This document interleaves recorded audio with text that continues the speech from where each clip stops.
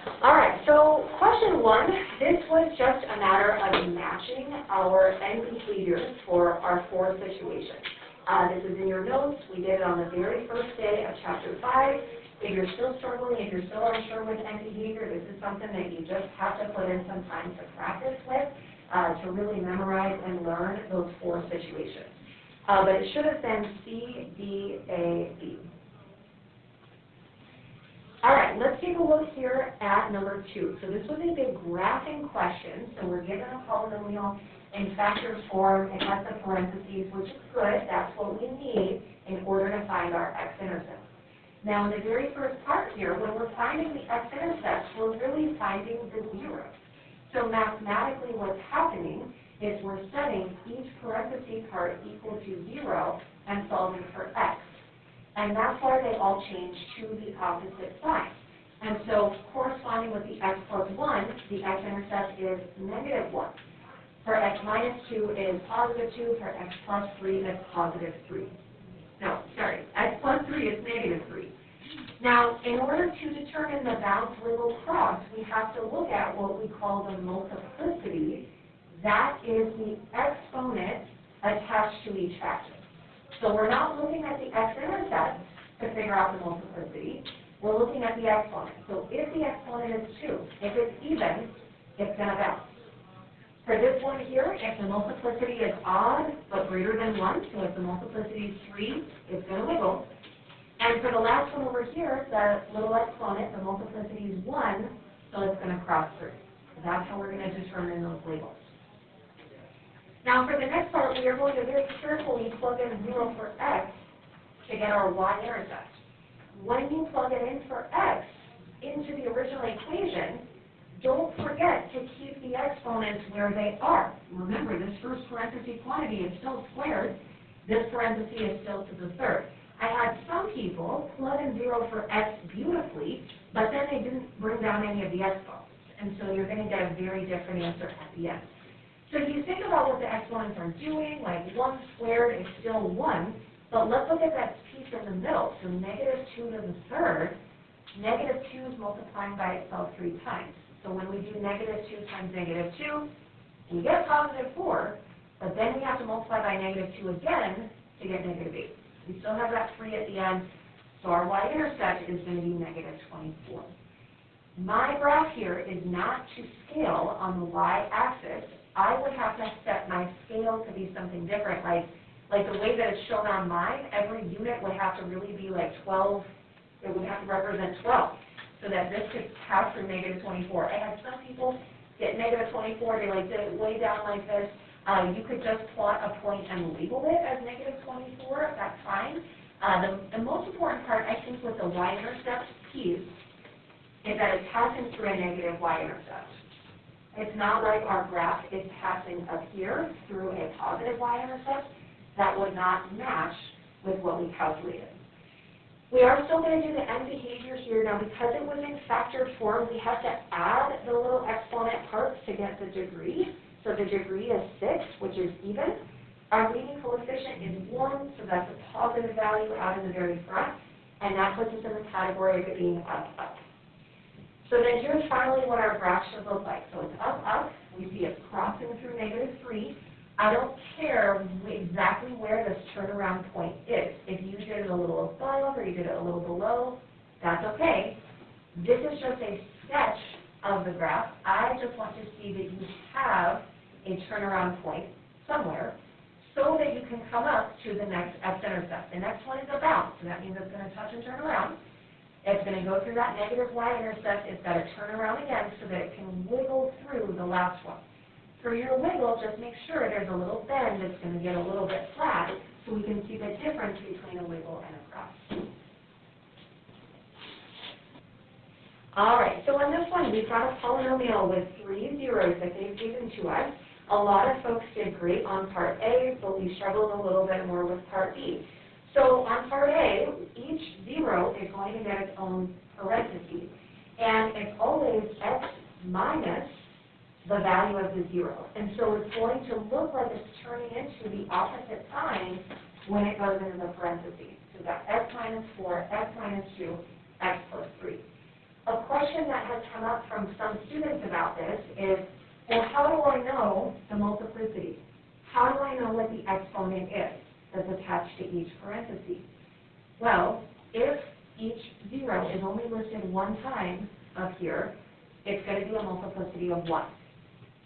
If we have one of these numbers listed twice, like let's say we had 4, and then we had 4 again, and then 2, and then -3. Well, if the 4 was listed twice, you could write x minus 4, x minus 4, or you can just write it as x minus 4 squared. So that would be a multiplicity of 2 if it's repeated twice. But for our purposes here on this one, it's just one time. Let's talk about the process of getting it in standard form. The standard form is no parentheses. That means that we need to multiply this whole thing out. We're going to do it in pieces. So the way I did this is I ignored the x plus 3 in my first step. All I'm going to do here at the beginning is FOIL together the first two. I left out a couple of steps here, but I'm going to say them here out loud. When we FOIL x minus 4 multiplied by x minus 2, we get x squared minus 2x minus 4x.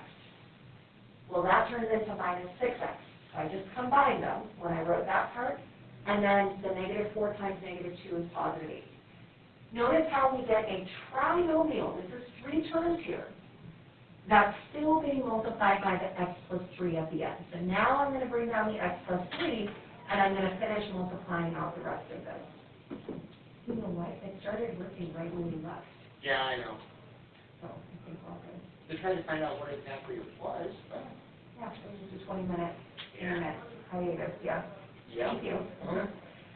All right, so we're going to do the distributive property 3 times here. So the very first term out here, that x squared, is going to multiply by both of these.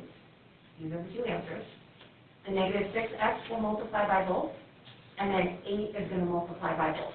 So we actually get 6 little answers when we do that, and then we want to look for like terms. So like terms are when the variable part is exactly the same. So for example, this 3x squared and the -6x squared, they both have an x squared. So we're just going to add the numbers in front, and we're going to keep the x squared behind it. We also have like terms over here. These are both just in front of a regular x. Add the numbers in front, keep an x at the end of it. Bring down the 24, bring down the x cubed. Also, it is good to write a y equals in front of this, because that's making it a polynomial function or a polynomial equation by having that out in front. All right, let's look at number 4. So number 4 was just simply asking us to factor x cubed minus 8. It says in parentheses here we don't need to go all the way finding the zeros.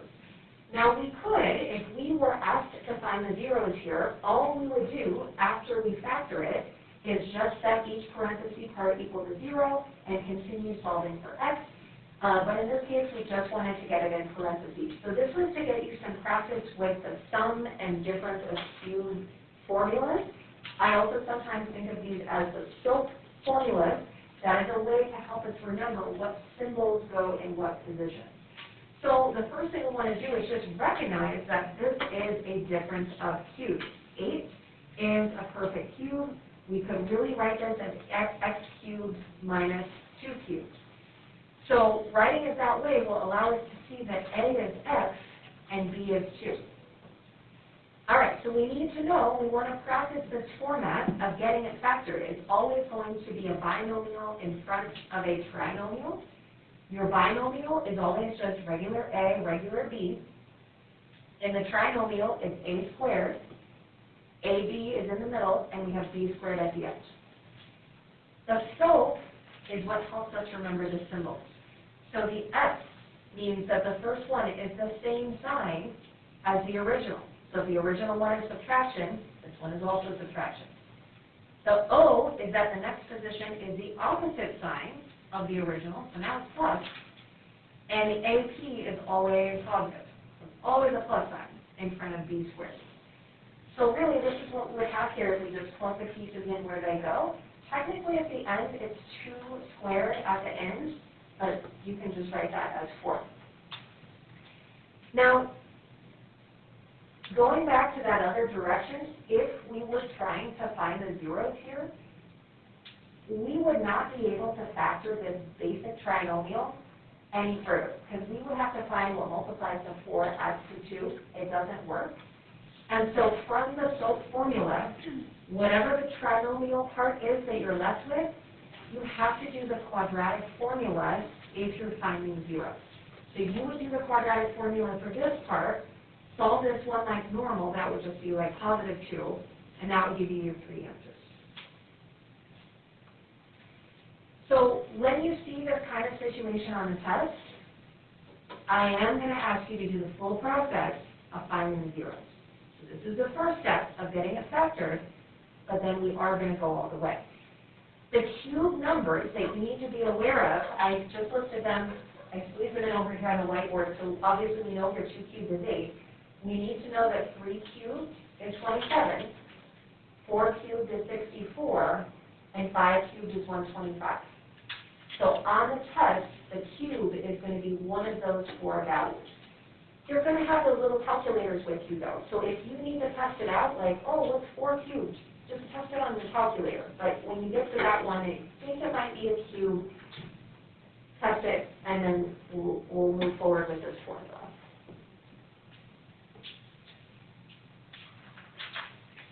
All right, let's look here at number 5. So this one is wanting us to do the full process of finding zeros. We are going to do this by factoring, which means we're going to use a factoring method, and then continue going from there, to continue solving for x all the way.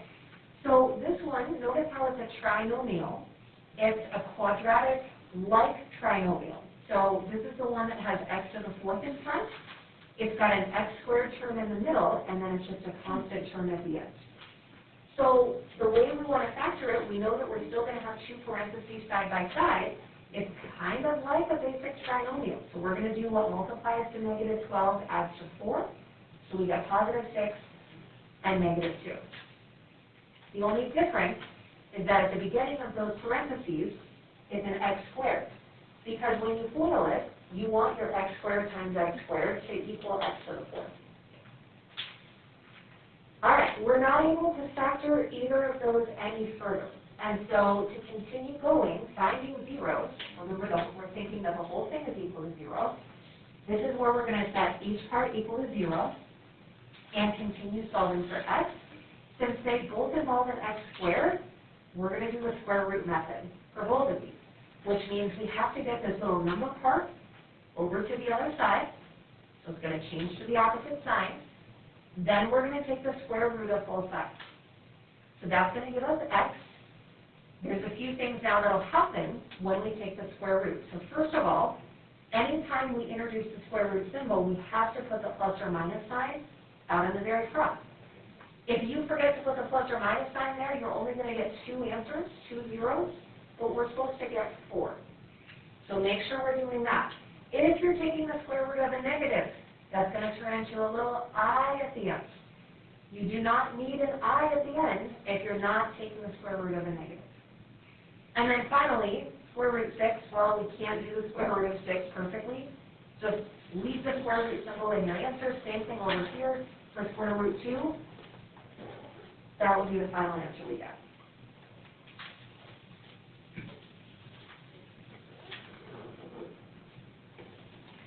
All right, let's take a look at the next one. So this is now over on the back side. So number 6, we are finding the zeros by factoring again. So we're going to replace y with 0. This one now has 4 terms. And when it has 4 terms, we're going to think factor by grouping. So we're going to take out the greatest common factor from the first 2 terms. And really what's happening to get the inner parenthesis part is we are dividing both of these terms by what they have in common, which is x squared. Well, when we do x to the 3rd divided by x squared, we have 1x left over. Some people were confused about what to put next.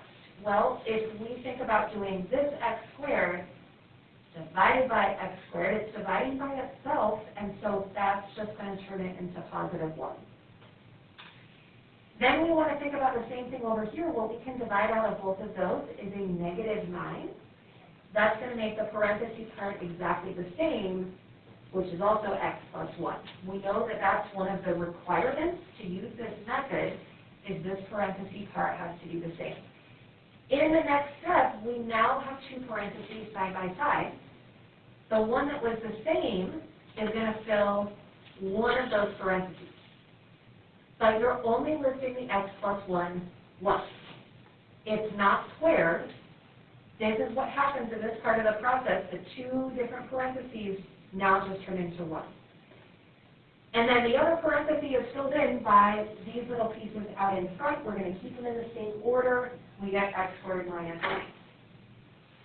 Now in this case, x squared minus 9 happens to be a difference of squares that you could factor into x plus 3, x minus 3. We're not always able to do that. If it was x squared minus 8, you couldn't do that. If it was x squared plus 9, you couldn't do that because we can't factor it if it's plus. It has to be a difference of squares. It has to be subtraction. So that was just kind of an interesting thing that happened here, that we were able to go a further step. But then what's nice about it here, with all these parentheses, we're just finding zeros, which is like finding the x-intercepts. We set them all equal to 0. So for x, we get -1, -3, and +3.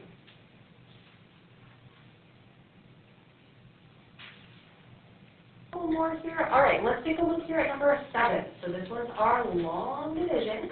We've got this big 4x to the third polynomial. It's going to go on the inside. We're dividing by x plus 4, so that goes on the outside.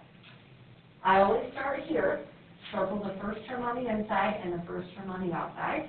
And we're thinking what we multiply x by to equal 4x to the third. Because that answers 4x squared, we're going to write that at the top. Now that 4x squared is going to multiply by both pieces in front. The two answers are going to go here in parentheses, and there's a big subtraction sign out in front because they're both being subtracted. Think about the subtraction sign as distributing to both parts. So the first position here should always cancel out. We're really just looking at this one, so we're really going to do 2 minus 16, and we get -14. And notice that those are like terms, it's x squared, so we just keep an x squared after it. We're going to bring down the 3x and do that whole process one more time. So what you multiply x by to equal -14x squared, well, that would be -14x. List that at the top. -14x is going to multiply by both parts in front. The two answers go here. They're both being subtracted. Now this one still cancels because it's -14 minus -14. That's really -14 plus 14. That's why that goes away. But look at what's happening here. This is 3 minus -56. So that's really 3 plus 56. So that needs to be +59. X. All right, so all we have to multiply x by to equal 59, x is 59. So now we're going to have 59 at the top. It's going to multiply by both parts in front. The two answers go down here. When we subtract it out, we really just need to look at doing 4 minus 236. So your remainder is -232. So we're going to put that remainder in the form of a fraction here at the end. The denominator is whatever we divided by. The trinomial part in front goes for the answers that we had across the top.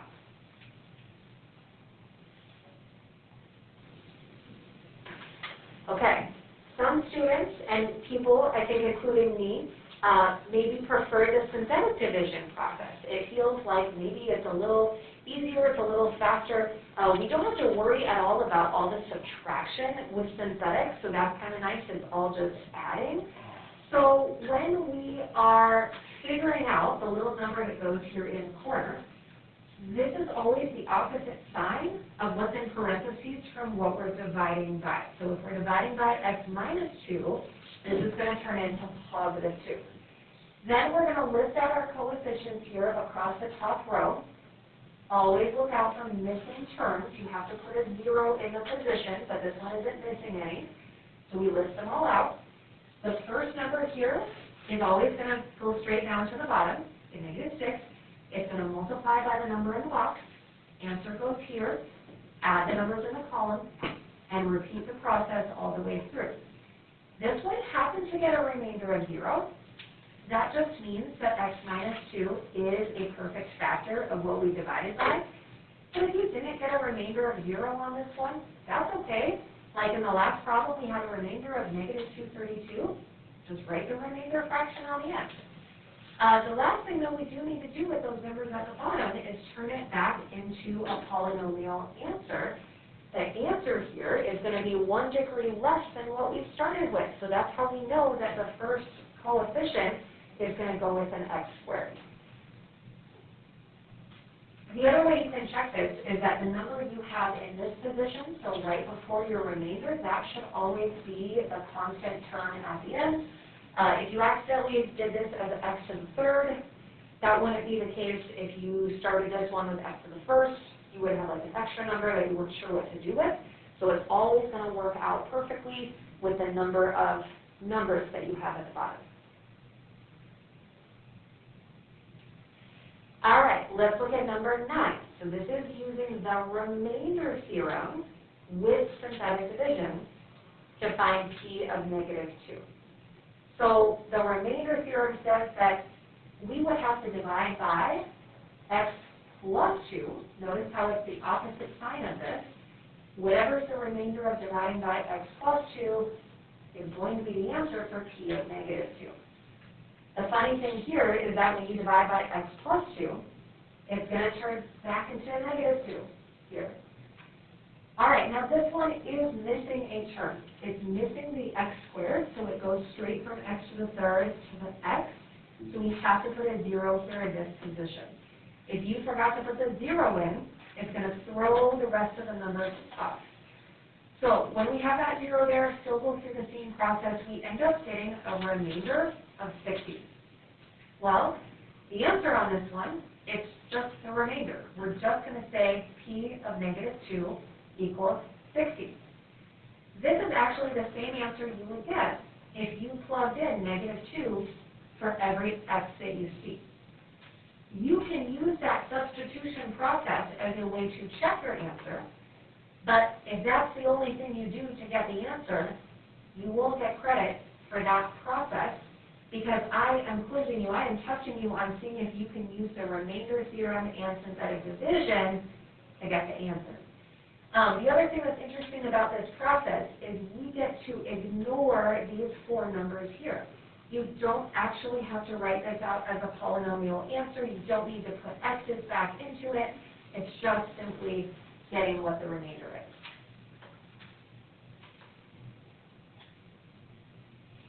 All right, last question here, number 10. So here we are back to finding zeros in our last problem, but we cannot factor this. And so if it's something that can't be factored, you are either going to get a statement like this. It's going to tell you where the x-intercept is on the calculator graph, or you might get a little picture of the calculator graph.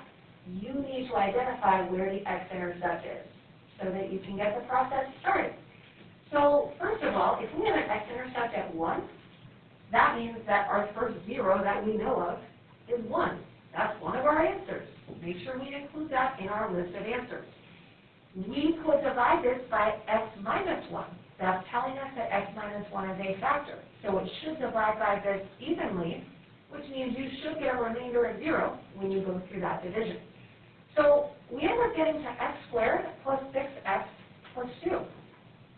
Some people got down to that answer and then stopped. You're only partway done. So once you get to that, that's great, but we are still finding the other 2 zeros. So we still need to think about setting that piece equal to 0. If you're able to factor it, I would do that. But in this case, it doesn't work because we would have to find what multiplies to 2 adds to 6. The numbers just aren't going to happen. So we're just going to put it into the quadratic formula. And let's talk about the square root 28. So a lot of people did get down to this. We want to be really careful in how you simplify it. So this is really square root 4 times square root 7. So that's how we got 2 square root 7.